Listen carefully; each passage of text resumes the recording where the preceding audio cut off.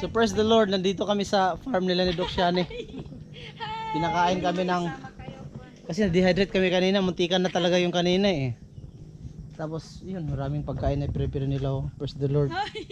May, akala ko kanina ano, swak pala. Yan, Kwan, ito yung dwarf, Dwarf. dwarf lemon. Dwarf lemon. Slicein mo na. Dwarf lemon. Mukhang dwarf po yan. Maliliit lang kasi. Maliliit. Yung puno. Merong Pero yung papaya. tubo, ano? Oo, malaki. Pwede nyo i-isip guys. Ito yung farm nila. Ang lawak pala ng farm nila. Akala ko kunti lang. Tingnan mo. May pinya, may saging. Popost ko sa Facebook. Facebook mamaya, popost ko sa Facebook mamaya. Tapos yung poultry nila. Pag ano po dito maganda pag mga December. Na. Paminsan dito kami nag-auction. Oo. Maganda dito Dok, mag-camp. Oo.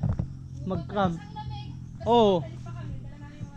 Ay, mag-camping di tayo dito, Bas. Pwede po. Mag ano kayo dito? Tayong dalawa lang? Hindi.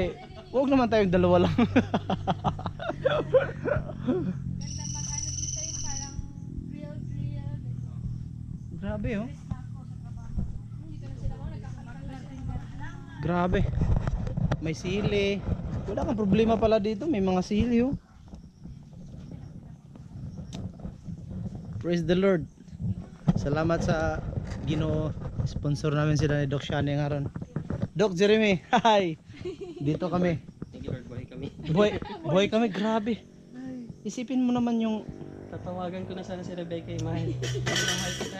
first time ko talaga ma-experience yun. Ihi ko ininom. Pero Grabe. ayaw, sabi ko hindi. Uwi ako.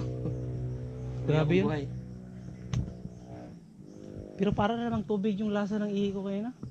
Baka parang hindi nyo na ano dahil Ay, Kasi yung dila mo, Ayaw pa na maniwala kanina. Ayaw pa maniwala kanina no. Oo nga, gulat niya ako eh. Talaga pas? Sabi ko may tubig naman tayo, ba't di ka nagtanong sa akin? Nung ginanon ko, nung nakita niya, dito na siya naniwala. Wala na kasi akong tubig dun sa bag ko kayo na.